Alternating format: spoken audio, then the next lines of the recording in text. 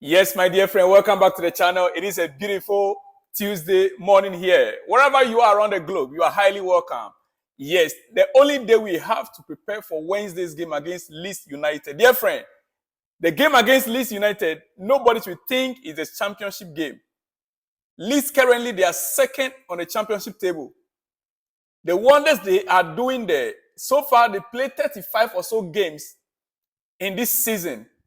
They lost only 6 out of the 35 games that they played. They are in form. Leeds United and Chelsea already have a long-term rivalry. And so going into the game tomorrow against it's an FA Cup, nobody should be thinking we are going to just ride over Leeds United. They know Chelsea's weaknesses and they know that our confidence is already down. Losing the EFL Cup to Liverpool, Leeds United, they know very well that Chelsea, from the coach to the players, to the management, to the supporters, to the fans, all of us, we are down confidently. It will take something extra. I don't know whether the team has a psychologist or not to be able to psych our players back. The worst part is that, dear friend, even our own coach, his statement after the game suggests that he doesn't have confidence. Yes. I was surprised to hear that the coach made a statement that the players were playing for the penalty. When he got to the extra time, he said the players began to play for the penalty. That means that they were reserving, they were no longer fighting to win the game within the time frame. Rather, they were now hoping that the match will enter penalty, then they can now take advantage and win the game, win the trophy. The second one I also heard was that he said the players were tired over 110, 150 minutes that they played game. So they could not continue to fight to win the game. The players were tired. We had 8 good days, in fact, 7 days of preparation. Liverpool played a game against Luton on Wednesday, and they came up against Chelsea on Sunday. But we played our last game on Sunday, and we were on Saturday, and we were playing our next game against Liverpool, which is the EFL Cup final on Sunday. 8 good days, 8 days. Let's just say 7 days, the 8th day we played the game. So what does it mean by saying the players were tired?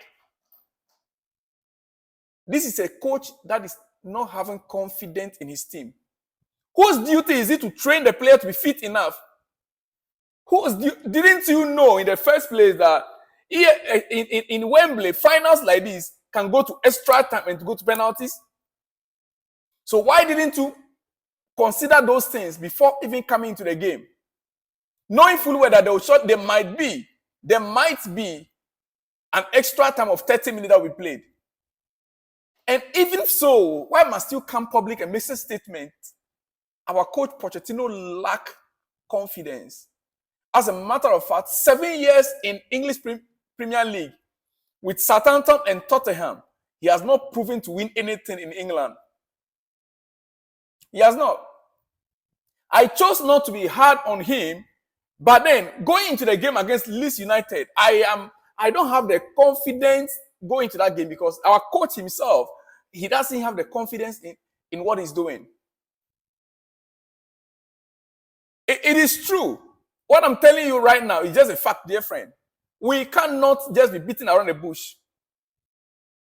Poch has no idea the club that he's operating on right now.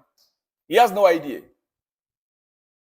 If he's to have an idea where he is right now, certain statements, he wouldn't make it. He wouldn't make certain statements. You can't tell Chelsea fan base that the players were tired and they were playing for the penalty. Was it a decision that you made and you told the player during the half time of the extra time, or it was the players that said it to you, or you only saw it in them?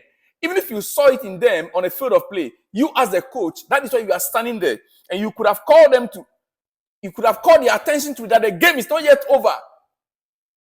You could have called their attention that the game is not yet over. Who called for those changes that you made? Bringing on Moidrick, taking out Nicholas Jackson. Who? Yes, I would have expected. Raheem Sterling was not really on top of the game. But who called for the change to bring on Noni Madueke? Who called for that?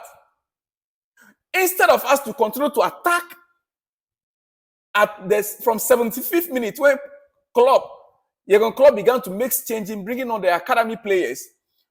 Instead of us to continue to attack and mount pressure, we now begin to withdraw ourselves. During the extra time when Sports even brought in three academy players during the extra time. And with our experience in the Premier League, it is true.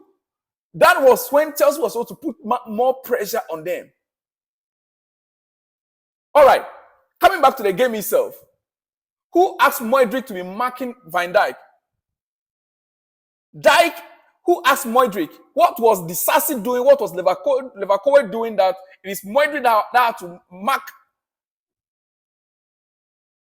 Dijk in that penalty area during the penalty take? We saw the first penalty that was ruled out. We saw it. Who was marking him?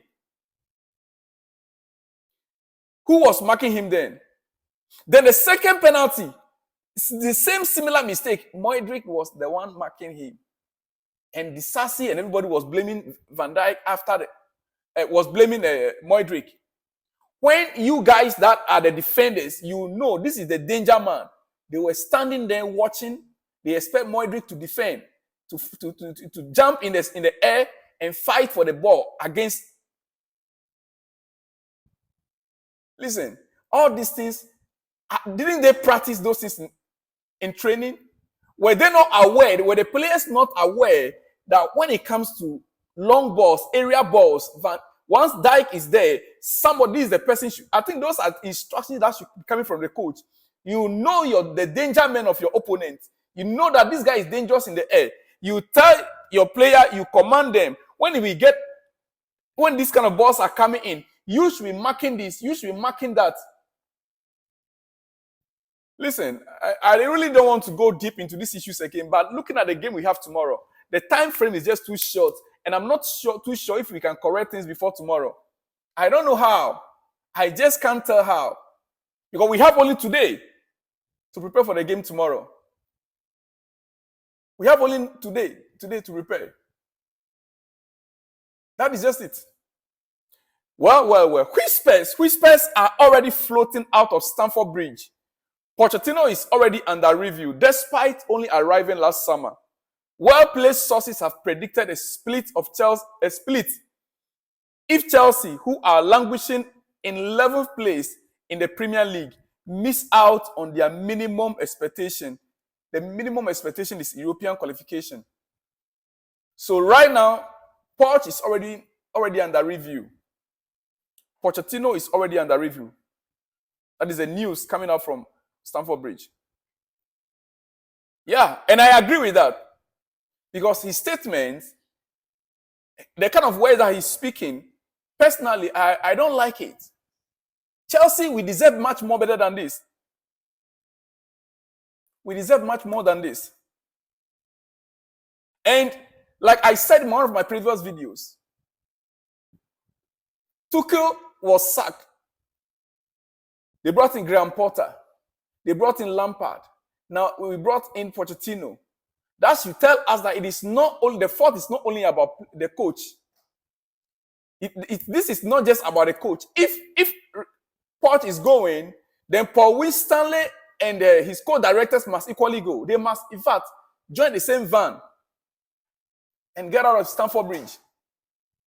If Poch is going, Paul Winstanley and his fellow co-directors, they will also have to be going. They should all join the same van and get out of Stamford Bridge. Yeah. That is how it is. And any new coach that we have to get, listen, I don't have names at the moment. I don't have names at the moment for any new coach. But if we are to go in for a new coach, dear friend, I would like, regardless of who the manager that will be, that manager will have to be a world-class, tactically world-class manager. Yeah, that manager must be tactically world-class. Mentally designed for big clubs. Pochettino is not designed for big clubs. Don't tell me he won trophy in League One. No. You can't compare League One. Okay, you should go and win trophy in Spain or in Italy. Since he could not win it in England for 7 years, he went to League One and he won trophy. And look at the squad that he had in League One. So if not for the caliber of squad that he had in League One, what would have happened? So the next coach must be tactically world-class, mentally designed for big clubs. A manager whose philosophy can bring the best out of the current Chelsea squad. That manager's philosophy must bring the best out of the players. Currently, look at Modric. Poch could not even get the best out of Modric. Modric was in Ukraine 2 years ago, player of the season in Ukraine. He was the best player in how do you call it? I will get to that. I have a full details here. You could not get even the best out of Modric until now. 7 months to 8 months now. Manager who can develop young players. Manager with winning mentality. Poch doesn't have it. The winning mentality. This is where sometimes I go mad and I feel like Jose Mourinho should come over. Listen, do you think Jose Mourinho will lose this game to Jurgen Klopp? No. Especially getting to 120 minutes. No. It will never happen. Manager with winning mentality. Poch doesn't have that winning mentality. That is why he saw the players and they are tired. Instead of you to push, motivate them, with instructions specifically, fight on, push on. You're relaxed, seeing them there, they're tired. Are they babies that you have to be pampering? Winning mentality is very important. A coach that can instigate winning mentality. Not we are a project. We are a project. Every moment we are a project. Yes, project 4 years, 5 years, and you don't say you're still a project. Manager who have clear understanding of a game, who can read the game perfectly and take an impactful decision. As we speak, Poch cannot read the game and make the right decisions. His substitutions tells a lot. If he's experienced, that is a plus. If that new manager is experienced, a plus. You can add your own and let the list go on and on and on. But currently, as we speak, Poch is on timing bomb. While Chelsea hierarchy remain happy with Stewart and Winstanley and want to build on the foundations around them, others are less complimentary. There are questions over quality of their signings. People struggle to see the idea behind the squad. It is noted that the best players are still mostly the academy graduates. As simple as that. The best players are still the academy graduates, like we saw in Liverpool. Not going to buy craps somewhere. And that is why some of us, we are even calling for Stewart and Stanley to get out with Pochettino. Tomorrow's game, I have no confidence. I'm not too sure how it's going to be like. I'm not too sure. Dear friend, let me let you be. I'll be back with more exclusives. I'll see you in the next one when you see me, dear friend. Shalom and peace.